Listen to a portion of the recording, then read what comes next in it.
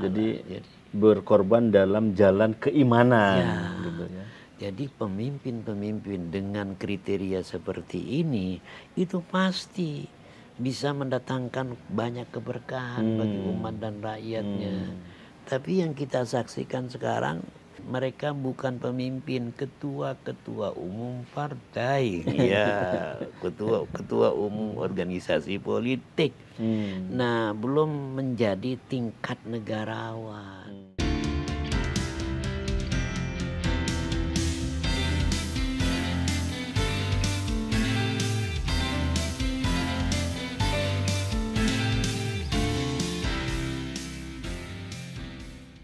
Assalamualaikum warahmatullahi wabarakatuh.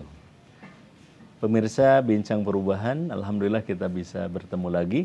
Dan pada hari ini kita akan berbincang-bincang tentang perubahan. Telah hadir di tengah-tengah kita Kiai Haji Muhyiddin Junaidi. Assalamualaikum warahmatullahi wabarakatuh. Warahmatullahi wabarakatuh. Apa kabar Ustaz pagi hari ini? Sehat-sehat. Alhamdulillah. Baik pemirsa, kita akan berbincang tentang hal yang sangat-sangat penting, yaitu tentang kepemimpinan. Bagaimana sih sebenarnya kriteria yang ditetapkan oleh Islam terkait dengan seorang pemimpin?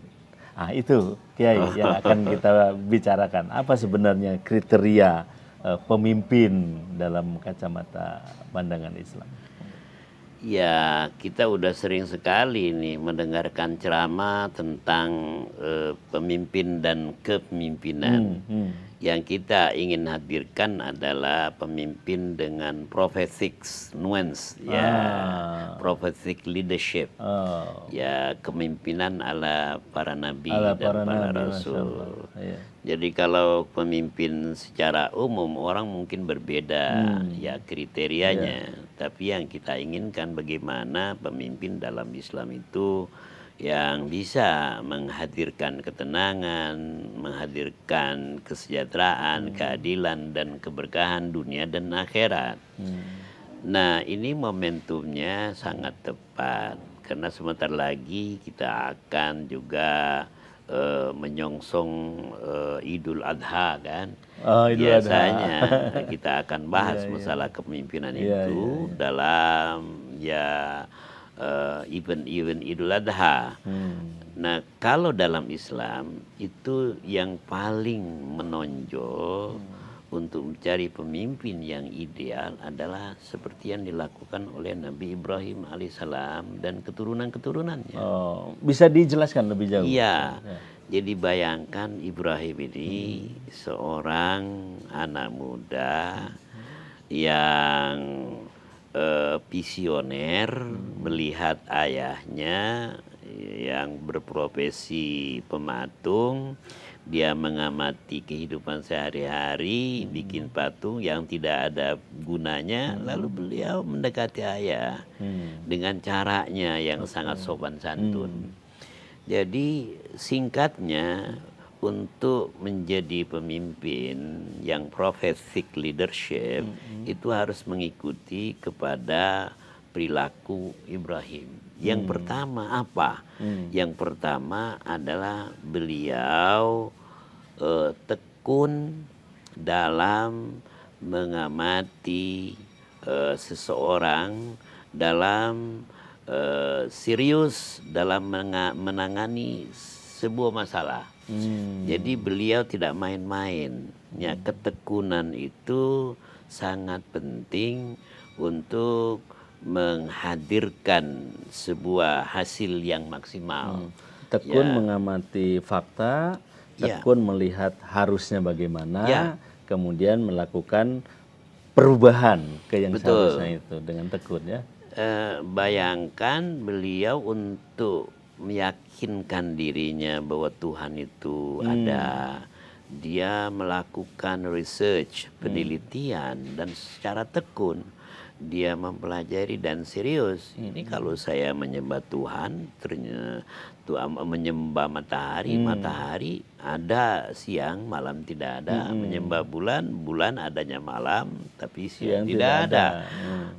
Semua itu ternyata Wah, kalau Tuhan itu bisa ada, bisa tiada, itu secara logika tidak bisa diterima. Tidak bisa diterima. Maka dia mencari, mencari, dan pada akhirnya dia sadar, oh, bahwa Tuhan itu adalah zat yang tidak bisa di otak-atik dengan menggunakan akal saja. Tidak bisa dilogika-logikakan. Ya, tidak bisa. Agama tidak bisa diakal-akalin karena kemampuan akal manusia untuk men-trace sesuatu sangat terbatas dan sangat lemah.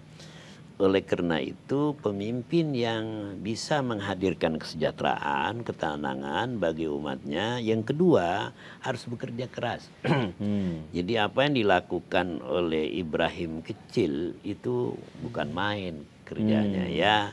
Dia kerja keras, kerja tuntas, kerja ikhlas, dan kerja yang sifatnya kontinuitas. Ya, terus menerus. Tidak berhenti, oke, setelah ini enggak. Dia terus mencari yang lain.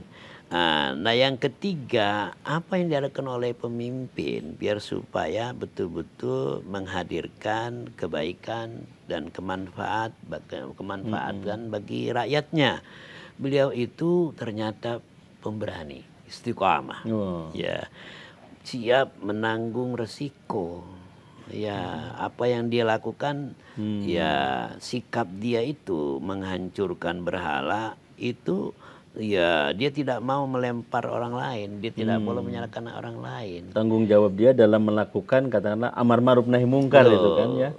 Jadi amar ma'ruf nahi munkar beliau lakukan dengan caranya, dan dia istiqamah dan tidak lari dari kenyataan. Tanggung jawab dia. Tanggung jawab. Ya, responsibility-nya sangat tinggi. Pada saat ditangkap, dia bilang oke, saya ditangkap, tapi saya menghancurkan yang semuanya. Kenapa kamu hancurkan? Ya, tanyalah kepada patung yang paling besar dan kepada yang di samping dia itu. Ya. Itu kan dialektika yang sangat indah. Ya, dia berani. Setelah diputuskan, Anda harus dihukum. Oke, no problem, dihukum, ya kan? Dihukum, dilempar, dibakar. Ternyata api yang seharusnya membakar manusia kan ya berubah menjadi pendingin. Coba bayangkan. Jadi istiqomah. Jadi pemimpin yang bisa menghadirkan ketenangan bagi rakyat adalah pemimpin yang bertanggung jawab. Jangan melempar satu isu kemudian dari kenyataan ya bohong, mencari-cari alasan. Lempar batu sembunyi tangan. Nah, itu bukan pemimpin yang bertanggung jawab. Jadi ya, leadership atau prophetic leadership ini sangat dibutuhkan untuk Indonesia dalam rangka menyelamatkan bangsa ini dari keterpurukan. Dan kita tidak perlu lagi cari contoh yang aneh-aneh, belajar dari negara maju, negara ini, negara itu, karena kita sudah ada contohnya dari Nabi Ibrahim alaihissalam. Oke, pengorbanan beliau yang keempat, dia berkorban, bukan main ya. Setelah melahirkan istrinya yang kedua itu punya bayi, sejak tunggunya 96 tahun pernikahan, dia disuruh oleh Allah untuk melanjutkan misi dakwanya ke Yerusalem, ke Palestina. Dia tinggalkan istrinya. Nah, itu pengorbanan. Kira-kira ada di lembah yang tidak ada tanaman, tidak ada air gitu. Jadi berkorban dalam jalan keimanan gitu ya. Jadi pemimpin-pemimpin dengan kriteria seperti ini itu pasti bisa mendatangkan banyak keberkahan bagi umat dan rakyatnya. Tapi yang kita saksikan sekarang, mereka itu calon pemimpin. Mereka bukan pemimpin, ketua-ketua umum partai, ya, ketua umum organisasi politik. Nah, belum menjadi tingkat negarawan, masih. Nah, jadi ketua umum partai politik itu kan ya tidak merepresentasikan seluruh umat. Harusnya mereka para ketua itu berjuang betul-betul untuk kepentingan umat. Iya. Bukan kepentingan partainya saja. Yang ada sekarang ini adalah cawe-cawe para ketua umum sebagai maklar ya untuk mencari pemimpinnya yang harus bisa dikendalikan oleh dia. Bukan pemimpin itu mengendalikan para ketua umum.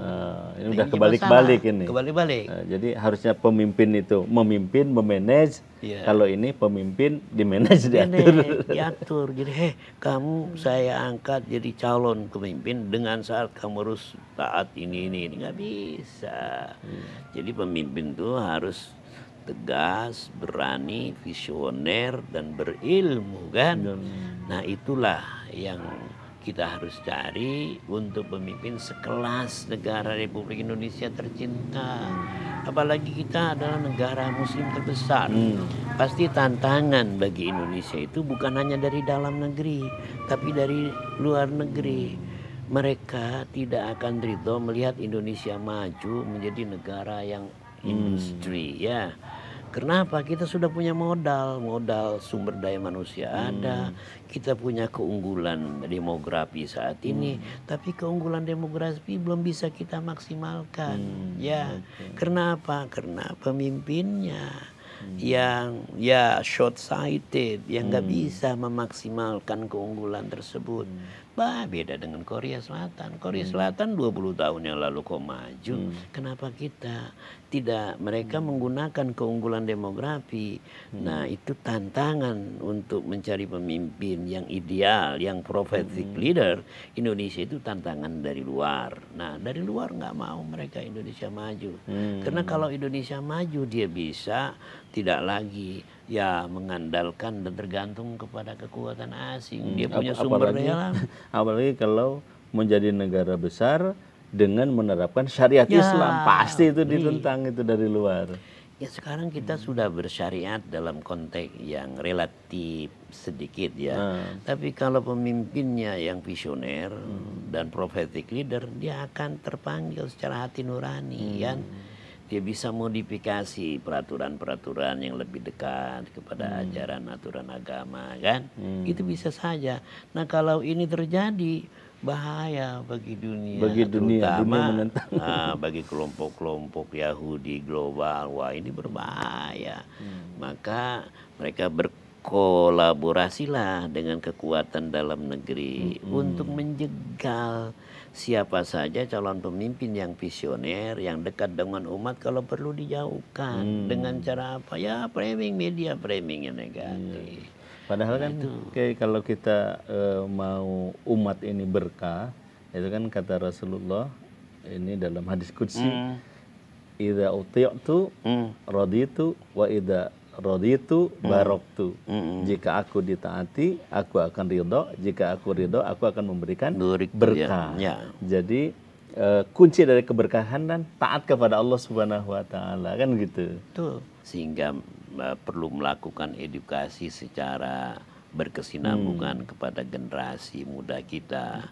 Generasi muda kita saat ini itu sudah mengalami keterpaparan ideologi yang sangat sekuler. Oh, bahkan sekuler radikal.